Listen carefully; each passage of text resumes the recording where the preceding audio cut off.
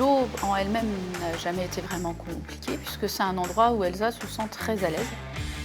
Elle aime ce contact et aussi le fait que quand on est sous l'eau, tout le monde est équivalent. Il n'y a pas d'entendant ou pas entendant. Je suis sourde sévère à profonde. Avec les casques, du coup, ça me permet de bien pouvoir entendre la musique. Et je l'entends vraiment super bien comme si j'avais mes appareils. Parce que sans le casque, j'entends pas du tout. Et pareil, avec le casque, ça me permet aussi de bien pouvoir entendre les consignes des entraîneurs, aussi bien dans l'eau que hors de l'eau. Donc le casque, ça remplace un peu mes appareils. Alors que pour les autres nageuses, ça sert juste de supplément pour entendre bien. Mais moi, ça remplace, c'est un vrai bonus.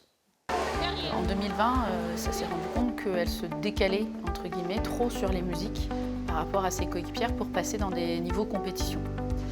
Et c'est là où ça a été dur parce que c'est un sport qu'elle aime vraiment. Et il a fallu trouver des solutions pour qu'elle puisse continuer. Et on n'en trouvait pas.